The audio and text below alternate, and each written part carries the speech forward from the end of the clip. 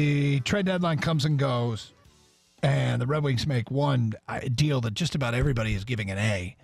We tweeted out earlier and asked for people's grades on that, and the number one response is A or A+. There are some people that didn't like it, but the bottom line here is Red Wings got 3 draft picks, a first, second, and third for Tomas Tatar, and they've shaped up. Just to look at what they have, they've set the table to jumpstart a rebuild. Now they got to go out and do the hard part, which is draft the right guys. Ken Holland is GM of the Wings. He was on with the morning show, and he was asked with starting with Mike Green, how bad was the market for Mike Green? To tell you the honest truth, Stoney, I was prepared to take nothing in return, and I believe nothing in the sense to start out at nothing, and it would work. It would gradually, based upon team performance, based upon his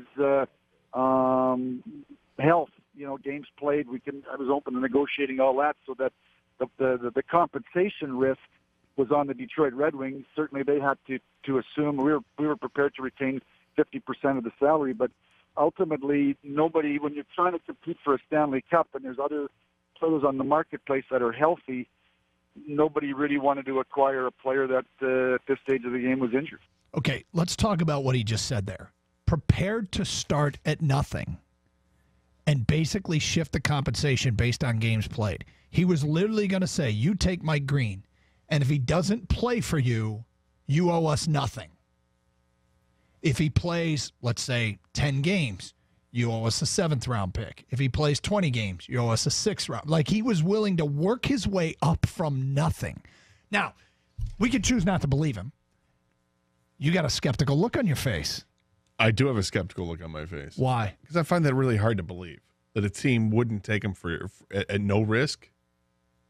I mean, there's no risk. Why wouldn't you take him? They didn't want to take on half the salary? He said he was willing to take on half the salary. Wow. You just flat out don't believe him. I have a hard time believing that. I have a real hard time believing that. He said on a no-risk thing. At another point, only one team asked for a medical report. So if that's true, that only one team asked for a medical report, that really means there was only one team that went that far that was that interested in Mike Green. Okay, wow. You just flat out think he's lying. I have not said that. No, you haven't said it, but I haven't said that. But you don't believe it. I said I have a hard time believing that no team would be interested in the most risk-free trade that you can make in the history of hockey. I have a hard time believing that. I would like to know, like, if you're another GM and you talk to Ken Holland, mm-hmm. and you say, the first thing you would say to Ken Holland is, all right, what's the deal with Greeny? How hurt is he? You don't have to ask for the medical report. You can just ask Ken Holland, what's the extent of Mike Green's injury? What do you think Ken Holland says in return? You think he says, well, he's got a neck injury and he could be out for a while. We're not sure if the whole Ken Holland thing. Yeah. I mean, he hasn't played in 5 games. How many more games is he going to miss? Here's the problem. Here's why I believe him.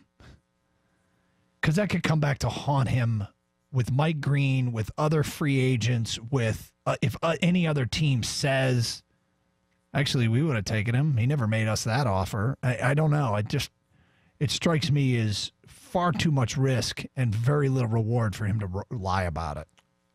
I'm not saying he's lying. I'm saying I find it hard to believe. Well, what are you saying? That there would be no interest. What do you think? I think you're saying he's lying. I'm not saying he's lying. If I said, I would just come out and say that. I just think it's really hard. I mean, I'm leaving. Here's what I'm doing, Doug. I'm leaving open the possibility that this is the truth.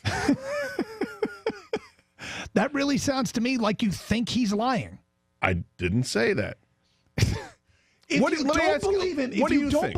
think? Do you think he's telling the truth? I don't think anybody wanted Mike Green. You think that it's more likely Yes, and here's why. Because I think teams went out and acquired defensemen that they thought, okay, I'd rather pay and have this guy I know is going to play than take no risk on Mike Green. Then is it really possible with the real scenario is that there just weren't teams that were interested in a defenseman, let alone Mike Green? Because there weren't many defensemen that were moved. Yes.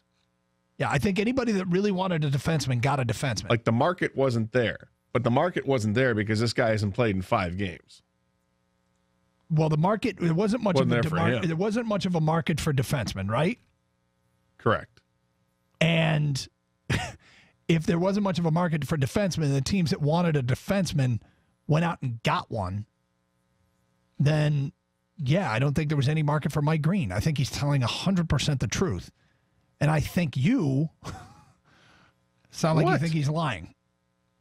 I didn't say that. Yeah. Don't put words in my mouth. That's not what I said. I'm not I didn't putting say words that. in your mouth. But All I said is I find it hard to believe that that's the truth. That's okay. all. I'm not saying he's lying. If I was convinced he was lying, then I'd say, right. That's not what I'm saying. That's not my look. That's not my what's come out of my mouth. Do you believe him? I don't know. I find it hard to believe. Not with certainty.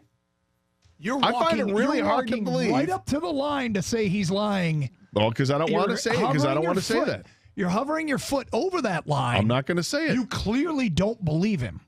I don't want to say that. But you don't want to say he's lying. I don't want to say that. But you don't believe him. Not really. I don't know how else to define a liar. If I call him a liar, that's a liar. If I say I find it hard to believe, that's different. You define not believing him, which is a liar. Like it's describing the definition of lying without putting the tag lying on it. You do whatever you want.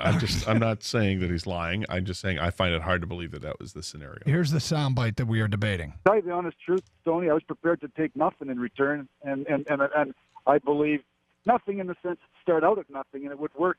It would gradually, based upon team performance, based upon his health, games played. I was open to negotiating all that, so that the compensation risk was on the Detroit Red Wings. Certainly, they had to assume we were prepared to retain 50% of the salary, but ultimately, nobody. When you're trying to compete for a Stanley Cup, and there's other players on the marketplace that are healthy, nobody really wanted to acquire a player that at this stage of the game was injured. See, what he doesn't say, though, is what the bottom line and nothing was. He quickly changes that to talk about what the compensation would have been without defining it as fifth-round pick. So we're going to start the conversation at a fifth, because obviously you can't make a trade for nothing. I'll give you your out here. I'm not looking for an out. You better be. Here's the out you should be looking for. You should be looking for, they would say, we'll take nothing unless he plays 5 games, and then we get a 6th-round pick. And a team would say, no, we'll give you nothing unless he plays 10 games, and then you'll get a 7th-round pick. Well, one thing Ken Holland didn't say at all is anything about any kind of pick. He didn't get into specifics at all. Right. So if the Red Wings were saying, if they were going to, the starting point was, okay, if he plays 10 games, you got to give us a 4th-round pick. And they're like, no, we're not doing that. And they try to negotiate the other way. I'm going to presume that Tampa asked for the for the medical records, and Tampa then went with Ryan McDonough instead. And that nobody else was that particularly interested in a defenseman. And that's where it stood. 248-539-9797.